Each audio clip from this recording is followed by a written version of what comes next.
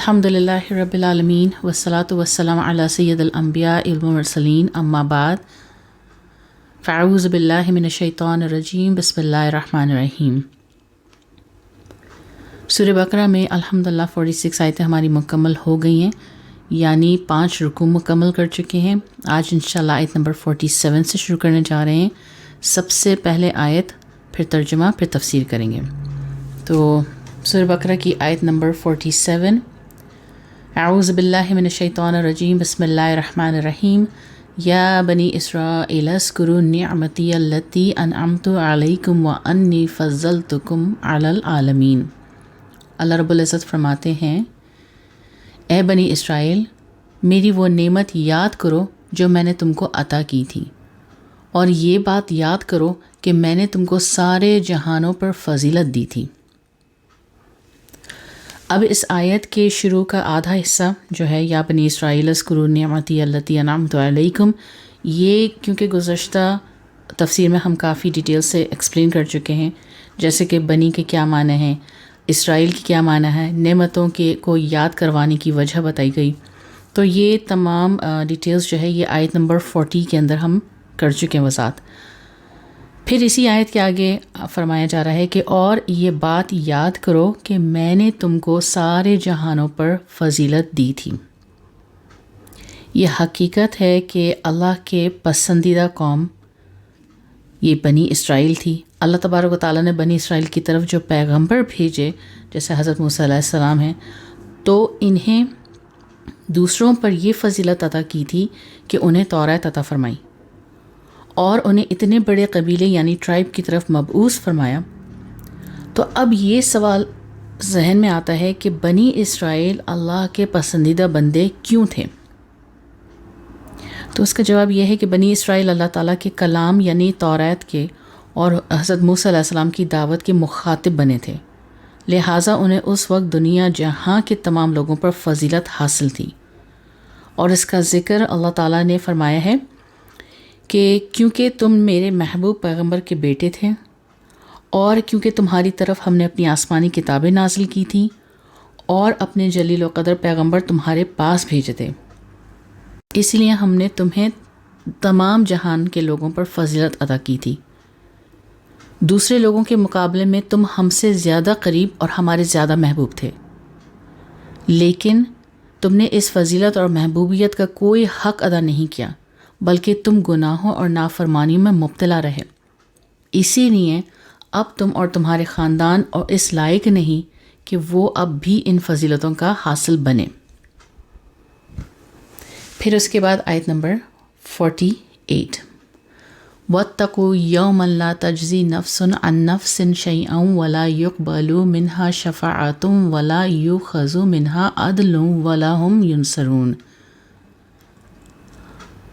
और उस दिन से डरो जिस दिन कोई भी किसी के कुछ काम नहीं आएगा, ना किसी से कोई सिफारिश कबूल की जाएगी, ना किसी से किसी किस्म का फ़िदिया लिया जाएगा, और ना उनको कोई मदद पहुँचेगी। अब उन नेबंदों को याद दिलाने के बाद फरमाया कि उस दिन से डरो जिस दिन कोई नफ्स ना बचाएगा, यानी अपने हालात को संवारो और बाज आ जाओ और डरो अल्लाह से और यौम आखिरत से। ये बहुत ही खौफनाक और ख़तरनाक दिन है जो आने वाला है। हर नफ्स को अपने अक़ीदे और अपने अमल के मुताबिक भुगतना पड़ेगा, और उस दिन इंसान की बरतरी तक़वे के एतबार से ज़ाहिर होगी। और इसके आगे फरमाया कि ना किसी से कोई सिफारिश कबूल की जाएगी, यानी अगर कोई शख्स काफिर है और कुफ्र की वजह से अल्लाह ताला के अज़ाब का मुस्तहिक है और अल्लाह ताला उससे नाराज़ हैं, तो किसी भी शख्स की सिफारिश उसके काम नहीं आ सकती। हाँ, अगर कोई शख्स साहिब ईमान है लेकिन गुनाहों में मुब्तला रहा है, तो अल्लाह ताला की इजाज़त से उसके हक़ में सिफारिश कबूल हो सकती है। अल्लाह की इजाज़त के बगैर कोई भी सिफारिश नहीं कर सकता। तो अल्लाह की इजाज़त होगी तो बेशक सिफारिश कर सकता है, लेकिन वो भी कौन? सिर्फ़ साहिब ईमान की सिफारिश। तो चुनांचे नबी पाक सल्लल्लाहु अलैहि वसल्लम की सिफारिश इंशाअल्लाह अहले ईमान को हासिल होगी, और जो ईमान से महरूम नहीं तो उसके हक़ में कोई सिफारिश नहीं। यानी कि ईमान से जो महरूम हैं تو اس کی حق میں سفارش نہیں۔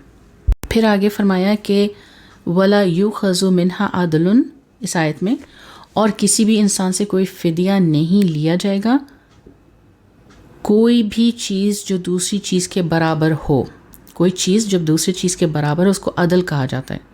پہلے زمانے میں کیا ہوتا تھا کہ اگر کسی قبیلے کے دوسرے قبیلے کے کسی آدمی کو گرفتار کر لیتا تھا، یعنی کہ ایک قبیلہ دوسرے قبیلے کے آدمی کو گرفتار کیا، تو گرفتار کرنے والا یہ کہتا تھا کہ میں اس وقت تک اسے نہیں چھوڑوں گا جب تک کہ تم مجھے کچھ رقم نہ دے دو۔ اب اگر وہ قبیلہ رقم کا انتظام کر کے لے آتا ہے تو وہ اپنے قیدی کو چھڑوا لیتا تھا، اور جو رقم چھڑوانے کے لیے استعمال کرتا تھا اس کو فدیہ کہا جاتا تھا۔ تو اللہ تعالیٰ نے فرما رہے ہیں کہ وہاں جب جہنم کے لیے تمہیں گرفتار کر لیا جائے گا تو کوئی فدیہ قبول نہیں کیا جائے گا۔ اللہ تعالیٰ کا جو فیصلہ تمہیں عذاب دینے کا ہوگا وہ ہر حالت میں قائم رہے گا۔ پھر آگے فرمایا وَلَا هُمْ يُنصَرُونَ، اور نہ ہی ان کو کوئی مدد پہنچے گی۔ یعنی اگر کوئی شخص یہ چاہے گا کہ میں کسی دوسرے کے ایسے شخص کی مدد کروں جو اس کو جہنم کے عذاب سے نجات دلائے، تو 1000 کوشش کر لے وہ مدد نہیں کر پائے گا۔ پھر اس کے بعد ہے آیت نمبر 49، وَإِذْ نَجَّيْنَاكُمْ مِنْ آلِ فِرْعَوْنَ يَسُومُونَكُمْ سُوءَ الْعَذَابِ يُذَبِّحُونَ أَبْنَاءَكُمْ وَيَسْتَحْيُونَ نِسَاءَكُمْ وَفِي ذَلِكُمْ بَلَاءٌ مِّن رَبِّكُمْ عَظِيمٌ۔ اللہ رب العزت فرماتے ہیں اور وہ وقت یاد کرو جب ہم نے تم کو فرعون کے لوگوں سے نجات دی تھی، جو تمہیں بڑا عذاب دیتے تھے، تمہارے بیٹوں کو ذبح کر ڈالتے تھے اور تمہاری عورتوں کو زندہ رکھتے تھے، اور اس ساری صورتحال میں تمہارے پروردگار کی طرف سے تمہارا بڑا امتحان تھا۔ اب اس آیت میں بھی بنی اسرائیل کو خطاب کرتے ہوئے فرمایا جا رہا ہے مزید کہ یاد کرو اس وقت کو جب ہم نے تمہیں فرعون سے نجات دی۔ اور یہ کون سا واقعہ ہے؟ تو یاد ہوگا کہ یہاں پر ہم نے جب یہودیوں کی بات رکھی تھی، بنی اسرائیل کا تعارف رکھا تھا، اور اس میں یہ پورا ہم نے واقعہ رکھا تھا کہ ایجپٹ میں جب یوسف علیہ السلام کا ذکر، اور پھر ان کی دنیا سے جانے کے بعد کیا حالات پیدا ہو گئے تھے، اور پھر موسیٰ علیہ السلام آئے، اور وہ سب واقعہ جو رکھا تھا یہ اس کا ہے واقعی۔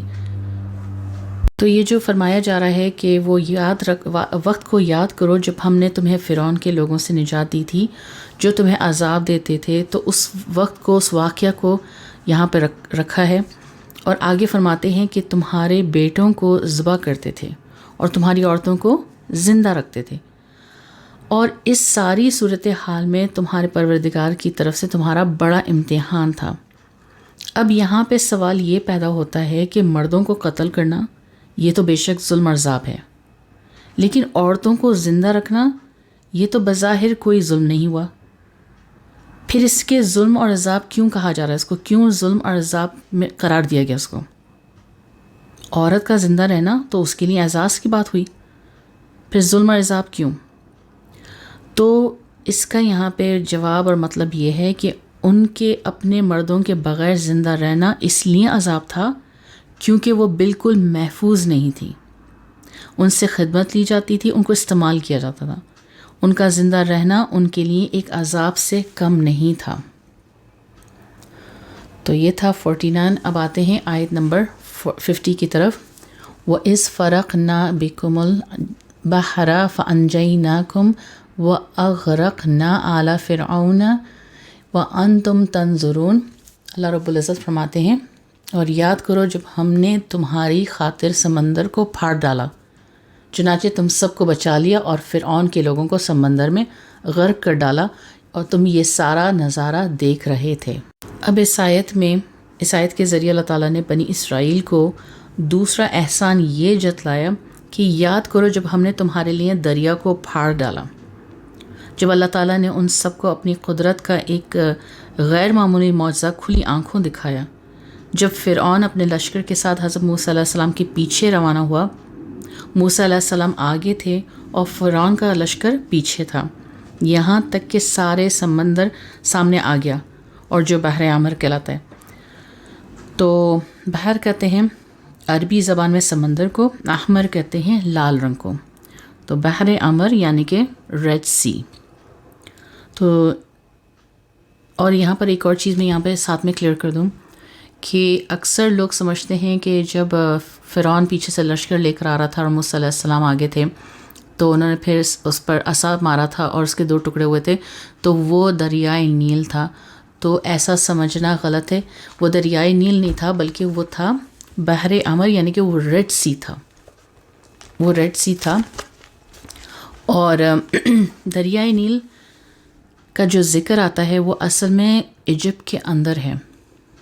وہ چھوٹا سا ایک دریا ہے اور وہ اسی کے اندر ہے ایجپٹ کا. اگر اس کو پار کرتے بھی تو پھر ایجپٹ میں ہی آ جاتے وہ، تو اس لیے انہوں نے پار اس کو نہیں کیا تھا بلکہ ریڈ سی کو کیا تھا.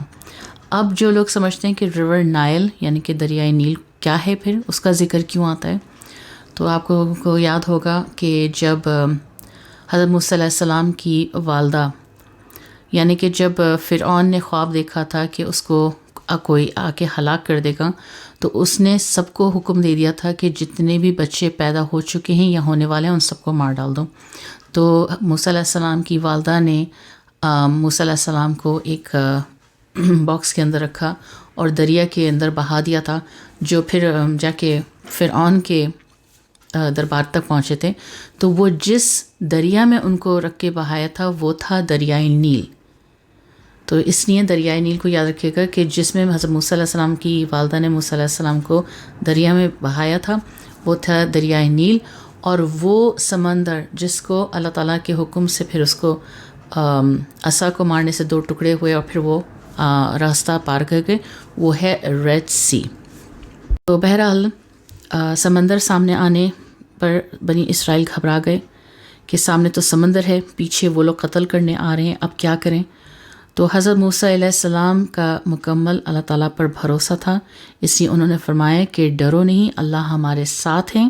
اللہ نے ان کو پھر حکم دیا کہ سمندر پر اپنی لاٹھی ماریں اور اس کے نتیجے میں سمندر کے درمیان راستہ بنا. یہاں تک تو ہم سبھی جانتے ہیں، لیکن اکثر لوگ یہ نہیں جانتے کہ لاٹھی مارنے سے بیچ میں جو راستہ بنا تھا، دونوں طرف راستہ بنا تھا، پانی کھڑا ہو گیا تھا اور بیچ میں سے پھر وہ راستہ نکل گئے تھے وہ لوگ. تو یاد رکھیے گا کہ لاٹھی مارنے سے ایک نہیں بلکہ 12 راستے بنے تھے. 12 راستے. بنی اسرائیل کے تعارف میں نے یہ بات بھی رکھی تھی کہ یعقوب علیہ السلام کے 12 بیٹے تھے اور آگے وہ 12 قبیلوں میں تقسیم ہو گئے تھے، بن گئے تھے. تو لاٹھی مارنے سے 12 راستے سمندر میں بنے اور 12 قبیلے اس میں سے گزر گئے.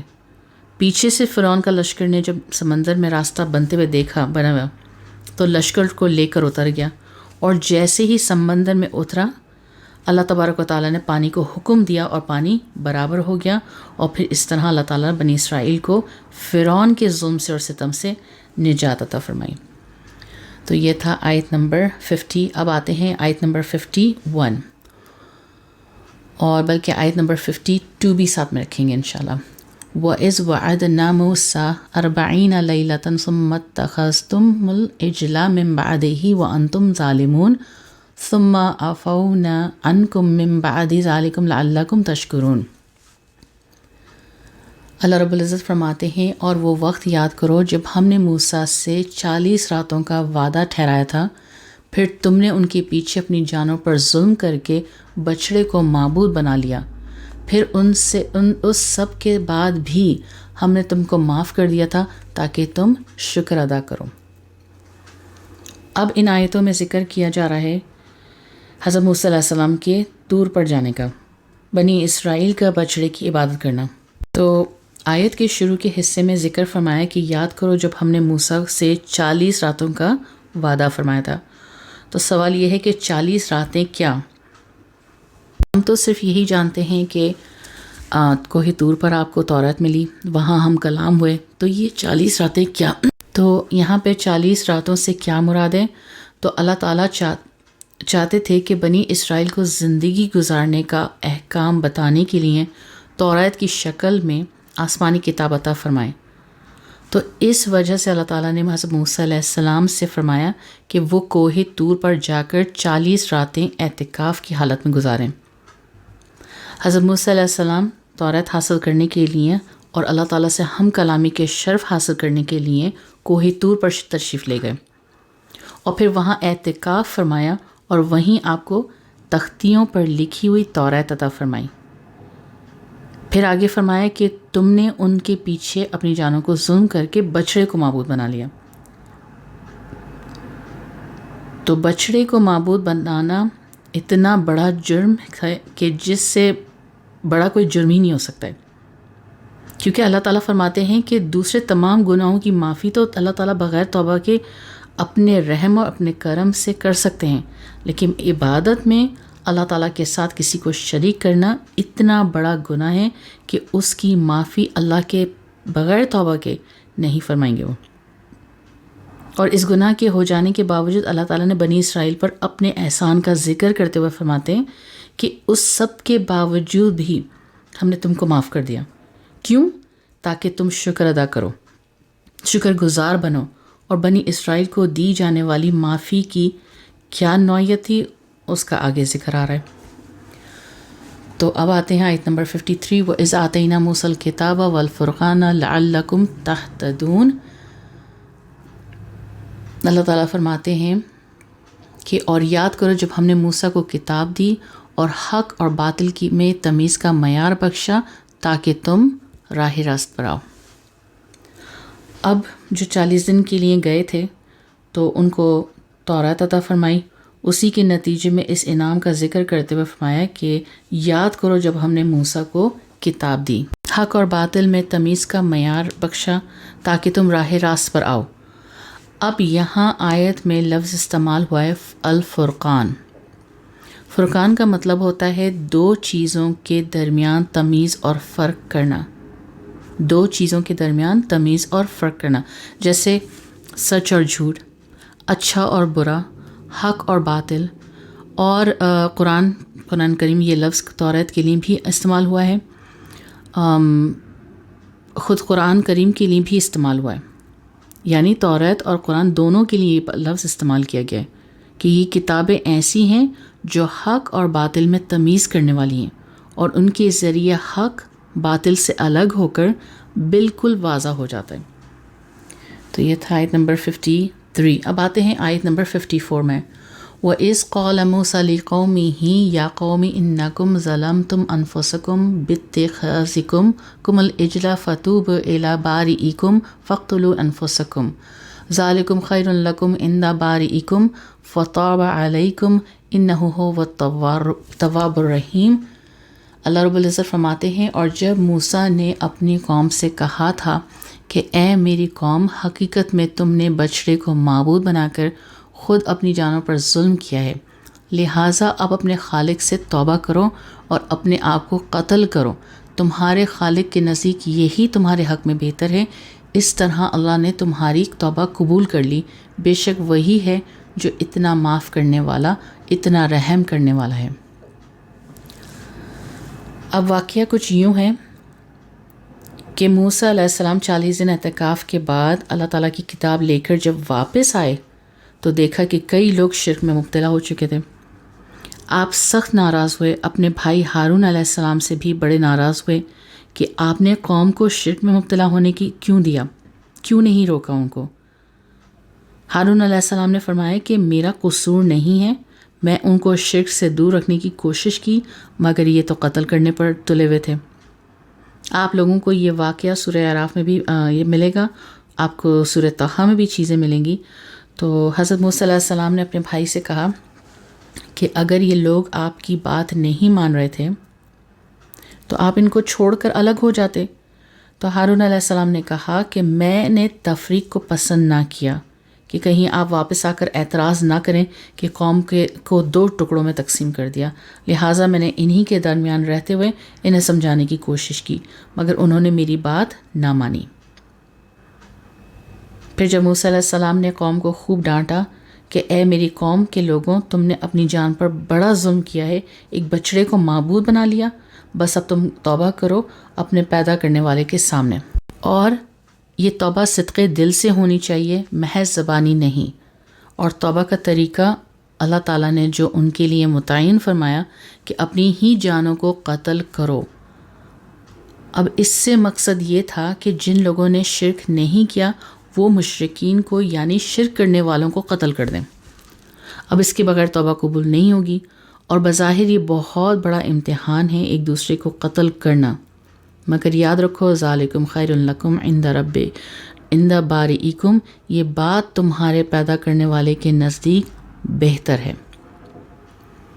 اب اس کے بعد ہوا یہ کہ حضرت ہارون علیہ السلام اپنے ان 12,000 ساتھیوں کو لے کر آگے بچڑے کی پوجا سے اپنے آپ کو بچا کر رکھا، اور ان کے ہاتھوں میں تلوار تھیں.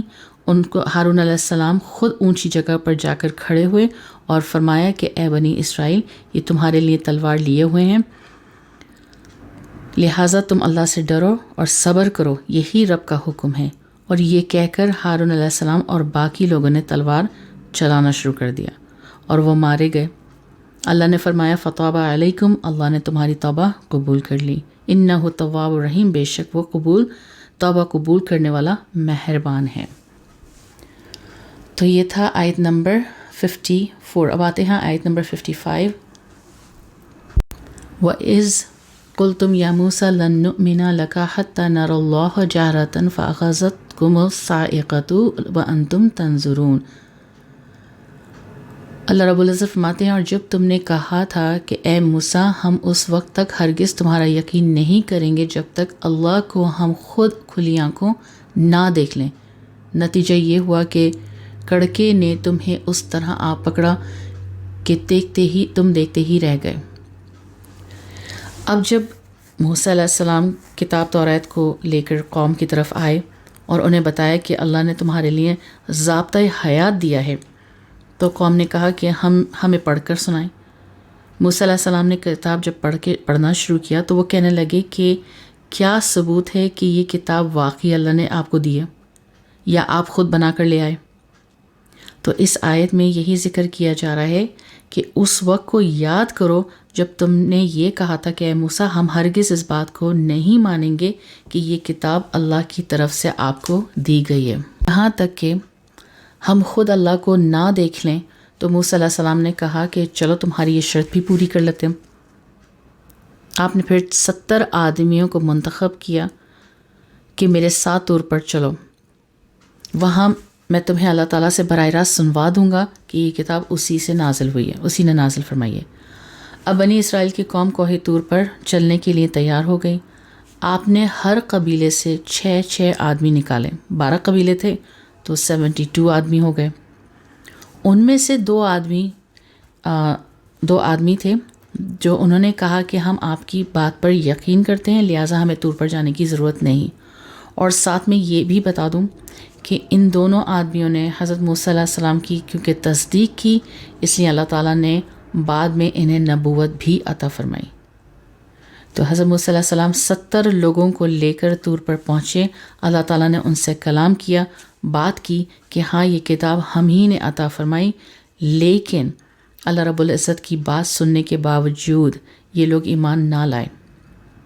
بعض مفسرین کہتے ہیں کہ جن لوگوں نے بچڑے کی پوجا کی تھی تو موسیٰ علیہ السلام نے ان میں سے 70 آدمیوں کو منتخب کیا تھا تاکہ وہ کوہ طور پر جا کر اللہ تعالیٰ سے معافی طلب کریں. لیکن وہاں اللہ کا کلام سننے کے بعد ان لوگوں نے بے ادبی یہ کی کہ اے موسیٰ ہم اللہ کو بظاہر دیکھنا چاہتے ہیں. تو ان کی اس گستاخی پر اللہ تعالیٰ نے انہیں دنیا میں سزا دی کہ بجلی کے کڑکے کی آواز آئی اور اس سے کچھ زلزلہ آیا. بعض روایت میں آتا ہے کہ وہ مر گئے اور بعض میں آتا ہے کہ وہ بے ہوش ہو گئے، اور اس کے بعد اللہ تعالیٰ نے انہیں دوبارہ زندگی دی. تو اس کا واقعہ بھی آپ کو سورہ اعراف میں موجود ہے، لیکن یہاں پر کیونکہ ایک واقعہ آ رہا تھا تو تھوڑا سا اس کا تسلسل رکھا. اس کے بعد آیت نمبر 56 ثم بعثناکم من بعد موتکم لعلکم تشکرون. اللہ رب العزت فرماتے ہیں پھر ہم نے تمہیں تمہارے مرنے کے بعد دوسری زندگی دی تاکہ تم شکر گزار بنو. تو یہ وہی واقعہ ہے کہ ان کو اس بجلی کی وجہ سے یا تو پھر مر گئے تھے یا بے ہوش ہو گئے تھے یا دوبارہ زندگی عطا فرمائی. بہرحال اصل واقعہ اللہ ہی کے علم میں ہے، اور یہ اللہ تعالیٰ کی قدرت میں ہے کہ کسی کو بھی مرنے کے بعد بھی زندگی عطا فرما دیں، تو دونوں تفسیر کے بے ہوش ہونے کا بھی ہے اور ہوش میں لانے کا بھی ہے، اور موت دیکھ کر دوبارہ زندگی کا بھی ہے۔ تو یہ ہو گیا آیت نمبر 56۔ اب آتے ہیں آیت نمبر 57۔ وَظَلَلْنَا عَلَيْكُمُ الْغَمَامَ وَأَنزَلْنَا عَلَيْكُمُ الْمَنَّ وَالسَّلْوَىٰ كُلُوا مِن طَيِّبَاتِ مَا رَزَقْنَاكُمْ وَمَا ظَلَمُونَا وَلَٰكِن كَانُوا أَنفُسَهُمْ يَظْلِمُونَ۔ اللہ رب العزت فرماتے ہیں، اور ہم نے تم کو بادل کا سایہ عطا کیا اور تم پر من و سلوہ نازل کیا، جو پاکیزہ رزق ہے ہم نے تمہیں بخشا، کھاؤ۔ اور یہ نافرمانیاں کر کے انہوں نے ہمارے کچھ نہیں بگاڑا، بلکہ وہ خود اپنی جانوں پر ہی ظلم کرتے رہے۔ اب بنی اسرائیل کی تمام نافرمانیوں کے باوجود اللہ تعالیٰ ان کو انعامات سے نوازتے رہے۔ جب بنی اسرائیل صحرائے سینا میں تھے تو دھوپ اور گرمی میں چلنا کافی تکلیف دہ تھا، کیونکہ وہ ایک اوپن ڈیزرٹ تھا۔ تو اللہ تعالیٰ نے ان کے لیے بادل بھیجا۔ دن میں جب وہ سفر کرتے تھے تو بادل ان پر سایہ کرتا تھا، اور اس سایہ میں ہی سفر کرتے رہتے تھے۔ تو فرمایا ہے کہ ہم نے تمہیں بادل کا سایہ عطا فرمایا۔ پھر وہاں ان کو بھوک اور پیاس کی لگی، تو اللہ تعالیٰ نے فضل فرمایا۔ وہاں کیونکہ دکانیں تو تھی نہیں کہ جا کر وہاں سے سامان خریدا جائے، وہاں کوئی بستی نہیں تھی کہ اپنی ضرورتوں کو پورا کر سکے، تو اللہ تعالیٰ نے ان کے اوپر آسمان سے من و سلوہ نازل کیا۔ اچھا، قرآن میں من و سلوہ کی کوئی تفصیل ذکر نہیں فرمائی، لیکن مفسرین اور روایت سے ہمیں تھوڑا بہت معلوم ہوتا ہے کہ من اور سلوہ کیا ہے۔ من کے بارے میں علماء تفسیر فرماتے ہیں کہ حضرت ابن عباس رضی اللہ عنہ نے فرمایا کہ ایک ایسی چیز ہے جو درختوں پر نازل ہو جاتی ہے، تو صبح جا کر اس میں سے جس قدر ہو چاہتے تھے وہ کھا لیتے تھے۔ اور کسی نے فرمایا کہ یہ ایک قسم کے گوند تھا، کسی نے فرمایا کہ وہ گاڑے گودے کی کوئی چیز تھی جو کہ چھوٹے چھوٹے دانوں کی طرح تھا، دھنیا کی طرح شکل کا تھا دانوں کا۔ تو اور یہ بہت زیادہ میٹھا تھا، بہت ہی زیادہ شیریں ہوا تھا وہ، اور یہ طلوع فجر سے طلوع شمس تک نازل ہوتا تھا۔ تو یہ تھا من۔ اور سلوہ کیا ہے؟ یہ سلوہ کیا چیز ہے؟ تو یہ تیتر بٹیر کی طرح تھا، وہ اللہ کے حکم سے اڑ کر آتے تھے، جنہیں وہ آسمان سے پکڑ لیتے تھے، بھون کر کھا لیتے تھے، اور ان کو حکم تھا کہ یہ من اور سلوہ ہے، کھاؤ جتنا بھی کھا سکتے ہو، لیکن اس کو ذخیرہ بنا کر نہیں رکھنا، یعنی جمع نہیں کرنا، روز کے روز آئے گا، روز کے روز کھانا۔ لیکن انہیں اس بات پر بھی عمل نہیں کیا، انہوں نے ہر جگہ کچھ نہ کچھ انہوں نے گڑبڑ کی۔ من اور سلوہ دونوں کو جمع کر لیا، اور نتیجہ کیا ہوا؟ جب دوسرے دن اسے دیکھا تاکہ کھائیں تو اس میں بدبو آ چکی تھی اور خراب ہو چکا تھا۔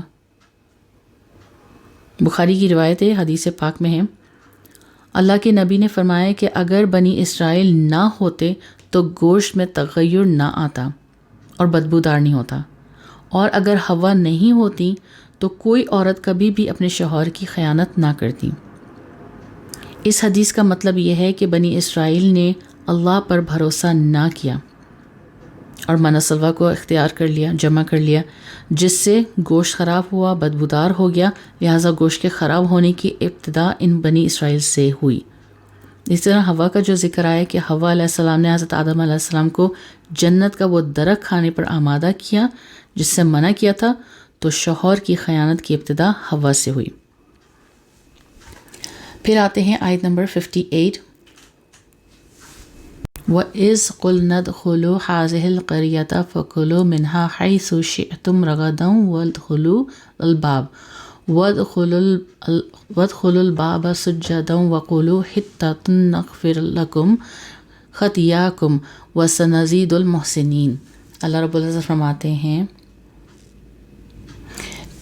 اور وہ وقت یاد کرو جب ہم نے کہا تھا کہ اس بستی میں داخل ہو جاؤ اور اس میں جہاں سے چاہو جی بھر کے کھاؤ اور بستی کے دروازے میں جھکے سروں کے ساتھ داخل ہونا اور یہ کہتے جانا کہ یا اللہ ہم آپ کی بخشش طلب کرتے ہیں، اس طرح ہم تمہاری خطائیں معاف کر دیں گے اور نیکی کرنے والے اور زیادہ ثواب بھی دیں گے۔ اب اس آیت میں واقعہ یہ ہے کہ اللہ تعالیٰ نے ان کو کھانے کا انتظام تو کر دیا، من اور سلوہ، لیکن کافی عرصے گزرنے کے بعد یہ من اور سلوہ سے بھی اکتا گئے اور کہنا شروع کر دیا کہ ہمیں تو ترکاریاں چاہیے، ہمیں تو دالیں چاہیے، ہم کب تک بٹیر کھائیں گے۔ اس پر اللہ تعالیٰ نے انہیں ایک بستی کا پتہ بتا دیا کہ اس بستی میں چلے جاؤ، وہاں پر جو کچھ تمہیں پسند آ رہا ہو وہ سب مل جائے گا۔ تو اللہ تعالیٰ کتنا شفیق اور مہربان کہ بنی اسرائیل غلطی پہ غلطی کرتا رہا، اللہ انہیں معاف کرتا رہے، نوازتے رہے۔ تو فرمایا کہ تم وہاں چلے جاؤ اور تم کو سب وہاں پہ ملے گا۔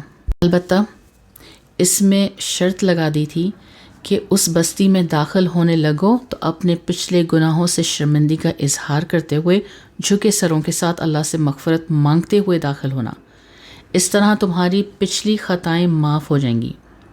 لیکن یہ لوگ جب داخل ہوئے تو وہاں پر بھی اللہ تعالیٰ کے حکم کی نافرمانی کی۔ اللہ نے فرمایا جھکے ہوئے سروں کے ساتھ داخل ہونا، یہ سینہ تان کے داخل ہوئے۔ اللہ نے فرمایا مغفرت مانگتے ہوئے جانا، یہ لوگ مسخرے پن کے نعرے لگاتے ہوئے گئے۔ اب یہاں جس بستی میں داخل ہونے کا ذکر آیا ہے تو یہ کون سی بستی تھی، اس کی تفصیل قرآن نے نہیں بتائی۔ البتہ ایک روایت میں ملتی ہے کہ کس بستی کا تھا، لیکن واللہ عالم ہم یقین کے ساتھ نہیں کہہ سکتے، تو وہ میں نے بستی کا ذکر نہیں کیا یہاں پر کہ نام کیا ہے۔ تو بہرحال اللہ نے فرمایا کہ جب یہ دو کام کرو گے، یعنی کہ جھکے ہوئے سروں کے ساتھ داخل ہو اور تمہاری زبان پر استغفار ہوگا، تو تمہاری خطاؤں کو ہم معاف کر دیں گے، مگر انہوں نے اس خلاف کام کیا۔ انہوں نے یہاں آیت میں لفظ آیا ہے حتاتن، تو یہ لوگ کیا کہتے تھے؟ یہ لوگ حتاتن کی جگہ ہنتاتن کہنے لگے، ہنتاتن کہتے ہوئے داخل ہوئے۔ حتاتن جو کہ قرآن میں آیا، اس کا مطلب ہے مغفرت طلب کرنا، لیکن انہوں نے اس کی جگہ کیا لفظ استعمال کیا؟ ہنتاتن، جس کا معنی ہے گندم، اس کے نعرے لگائے۔ اب اس کے بعد کیا ہوا؟ تو آخری آیت جو اب رکھنے جا رہے ہیں، فبدل الذین ظلموا قولا غیر الذی قیل لهم فانزلنا علی الذین ظلموا رجزا من السماء بما كانوا یفسقون۔ مگر ہوا یہ کہ جو بات ان سے کہی گئی تھی ظالموں نے اسے بدل کر ایک اور بات بنا لی، نتیجہ یہ کہ جو نافرمانیاں وہ کرتے آ رہے تھے ہم نے ان کو سزا میں ان ظالموں پر آسمان سے عذاب نازل کیا۔ اب جب انہوں نے سرکشی اختیار کر لی تو اللہ نے ان پر آسمان سے عذاب نازل کیا۔ اب وہ کیا عذاب نازل کیا، اس پر قرآن میں تفصیل بہت ہی مختصر ہے اور بلکہ نہ ہونے کے برابر ہے، اور احادیث سے بھی اور تاریخ روایت سے بھی یہ معلوم ہوتی ہے کہ بنی اسرائیل پر اللہ نے کئی مرتبہ مختلف عذاب نازل کیے۔ کبھی ان کے اندر وبائیں پھوٹ پڑیں، کبھی طاعون پھیل گیا، کبھی کسی اور مصیبت کے شکار ہوئے، یعنی اللہ رب العزت نے انہیں مختلف قسم کی سزائیں دیں، لیکن ان میں سے کوئی ایسی سزا نہیں تھی جس سے وہ پوری طرح ہلاک ہو جاتے۔ اللہ تعالیٰ کی نافرمانی کے نتیجے میں انہیں مختلف تکلیفیں پہنچتی رہیں، لیکن وہ بالکل ختم یا ہلاک نہیں ہوئے۔ اب آخری سوال یہ کہ وہ یہ کہ اللہ تعالیٰ نے پچھلی قوموں کو ہلاک فرما دیا، جیسے قوم نوح، قوم لوط، قوم عاد، قوم سمود وغیرہ، تو بنی اسرائیل نے اتنی مرتبہ بار بار نافرمانی کی تو ان کو مکمل عذاب اور ہلاک کیوں نہیں فرمایا؟ جس کا جواب یہ ہے اور وجہ یہ ہے کہ وہ تمام قوموں نے اللہ تعالیٰ کے بھیجے ہوئے پیغمبروں کو نہ مانا، نہ ہی اللہ کے پیغام کو لیا، وہ نعوذ باللہ وہ سرے سے ہی اللہ کی ذات کو نہیں مانتے تھے، جبکہ بنی اسرائیل اہل کتاب تھے اور اللہ کی ذات کو مانتے تھے لیکن نافرمانی کرتے تھے۔ جب ان کو کوئی نعمت عطا فرمایا جاتا تھا تو اس کو حاصل کر کے آگے مزید دوسرے نعمت کو طلب کرتے تھے. تو یہ ناشکرے تھے، نافرمان تھے، لیکن اللہ کی ذات کو مانتے تھے. اور طاعون کی بیماری اللہ نے بنی اسرائیل پر نازل فرمائی، جس سے 70,000 آدمی ہلاک ہوئے. تو یہاں پہ اب ہم الحمدللہ اپنا مکمل ہوا ہمارے 59 آیتیں اور ہماری رکوع بھی مکمل ہو گیا. اللہ پاک ہم سب کو ہر نعمت کی قدر کرنے والا اور شکر گزاری کی توفیق نصیب فرمائے. بارک اللہ لی ولکم فی القرآن العظیم. آمین یا رب العالمین.